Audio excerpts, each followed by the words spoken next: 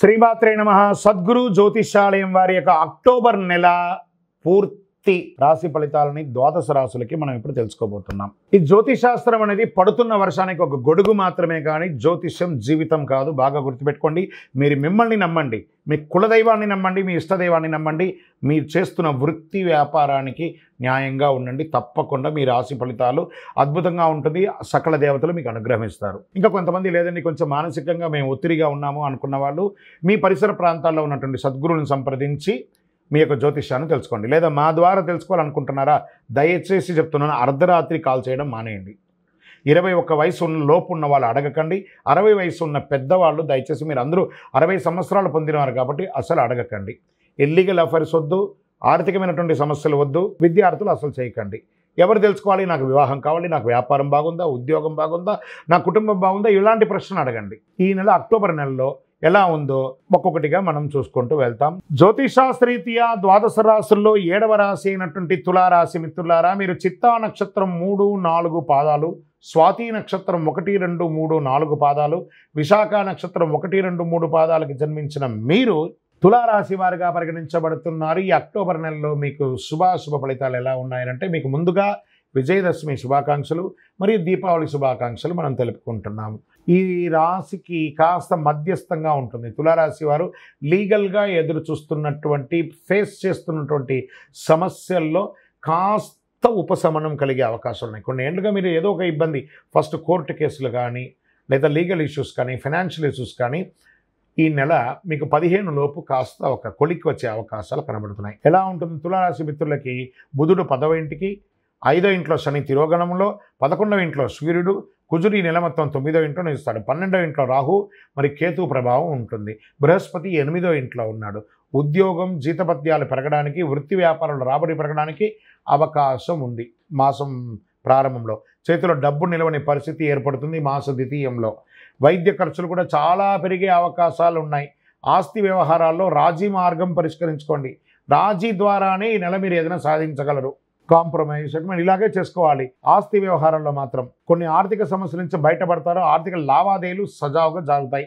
నిరుద్యోగులకి మాస ప్రారంభంలో అవకాశాలు ఉన్నాయి. ఉద్యోగంలో సెలెక్ట్ అవుతారు. ఉద్యోగంలో ఎప్పుడు జాయిన్ అవ్వాలో తెలియని జాయినింగ్ లెటర్ కోసం అలా కూర్చొని ఉంటారు. నవంబర్ వరకు వెయిట్ చేయండి, వస్తాయి.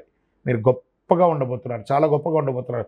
తులారాశి మిత్రులారా, ఈ నవంబర్ నుంచి మిమ్మల్ని ఎవరు పట్టలేరు కాబట్టి ఈ అక్టోబర్ కాస్త ఓపిక పట్టండి. సమాజంలో గౌరవ మర్యాదలు పెరుగుతుంది. గౌరవ మర్యాదలు పోగొట్టుకున్న చోటే మీరు గౌరవ మర్యాదలు తెచ్చుకుంటారు. మంచి సమాజంలో గొప్ప వాళ్ళ పరిచయాలు పెరుగుతాయి. ధన ప్రవాహం గణనీయంగా పెరుగుతుంది. కుటుంబంలో సంతోషం, ఉత్సాహం పెరుగుతుంది. భార్యాభర్తల మధ్య అన్యోన్యత పెరుగుతుంది. ఇల్లు లేదా ప్లాట్ లేదా ఫ్లాట్స్ ఏమైనా కొనుక్కునే అవకాశాలు ఉన్నాయి. లేదా ఉన్న ఇంటిని వాస్తుపరంగా రిపేర్ చేసుకొని బాగుపరుచుకునే అవకాశం ఉన్నాయి. శత్రువులు వేధింపు కాస్త తగ్గుతుంది, ఆగిపోతుంది కూడా. పరోక్షంగా కూడా లాభం పొందుతారు. ఖరీదైన నగలు, వస్తువులు కొనకండి. 10 మందికి నజరులో పడతారు, జాగ్రత్త. మాస ద్వితీయంలో ఇంట్లో వస్తువులు దొంగలించబడవచ్చు, లేదా మీ యొక్క దస్తావేజులు దొంగలించబడవచ్చు, లేదా మీకు ఇబ్బంది పడే అవకాశాలు ఉన్నాయి. కార్యాలయంలో కాస్త ఇబ్బందులు వచ్చే అవకాశాలు ఉన్నాయి. సమాజంలో కూడా కాస్త ఇబ్బంది పడే అవకాశాలు ఉన్నాయి కాబట్టి జాగ్రత్త. పదోన్నతి కోసం ప్రార్థన చేస్తున్నటువంటి ఉద్యోగస్తులకి మాస ద్వితీయంలో అది కొంచెం ఆటంకం వచ్చే అవకాశాలు ఉన్నాయి. ఇంకొక రకంగా చెప్పాలంటే ఉద్యోగం మిస్ అయ్యే అవకాశాలు కూడా ఉన్నాయి మాస ద్వితీయంలో తులారాశి వారికి. జాగ్రత్త. తర్వాత నవంబర్ నుంచి మళ్ళీ పొందుతాం, కానీ ఇప్పుడైతే ఇబ్బంది ఉంటుందని కూడా చెప్పచ్చు. ప్రభుత్వం నుంచి ఆశించినటువంటి లైసెన్సులు, ఏదైనా పర్మిషన్స్, ఇవన్నీ కూడాను కాస్త పోస్ట్పోన్ అయ్యే అవకాశాలు ఉన్నాయి.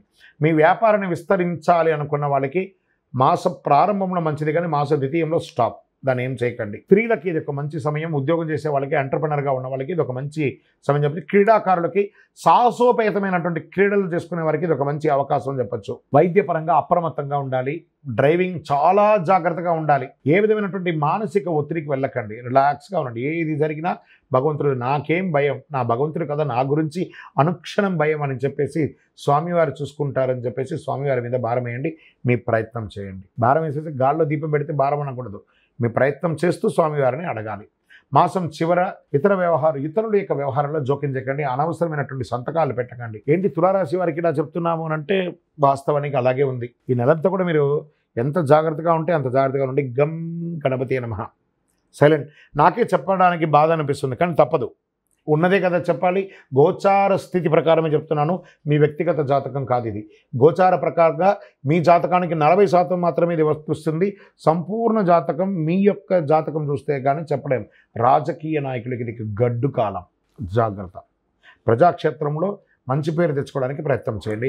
Share market ముట్టుకోకండి. మీడియా రంగం వారికి అనవసరమైనటువంటి నిందలు వస్తుంటాయి, జాగ్రత్తగా ఉండండి. వివాహం కాని వారికి కాస్త పోస్ట్పోన్ అని చెప్పచ్చు.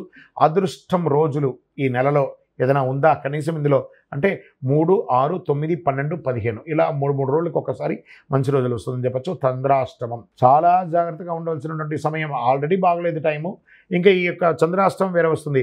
22/9/2024 6 గంటల 9 నిమిషాల నుండి 24/9/2024 9 గంటల 55 నిమిషాలు ఉదయం వరకు చంద్రాష్టమం ఉంది. ఈ 2.5 రోజులు జాగ్రత్త జాగ్రత్త జాగ్రత్త జాగ్రత్త.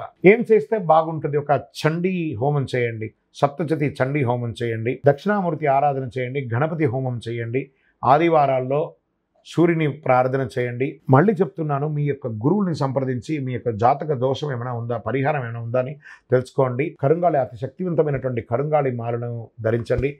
ఏది చేయకపోయినా మీ ఇష్టదైవాన్ని ఇలా ప్రార్థన చేసుకుని, స్వామి నాకేం జరుగుతుందో నాకే తెలియదు, నా జీవితాన్ని నీ చేతిలో పెట్టేశాను, నా జీవితాన్ని మీరు నడిపించని మీ ఇష్టదైవం, మీ కులదైవం, మీ ఇష్టదైవాన్ని ప్రార్థన చేసుకోండి.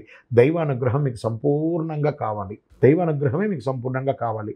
ఇంకనూ మీ యొక్క వ్యక్తిగత జాతకం తెలుసుకోవాలనుకున్నవారు ఈ కింది నెంబర్కి మీ యొక్క date of birth, time of birth, place of birth WhatsApp చేయండి. విజయవస్తు.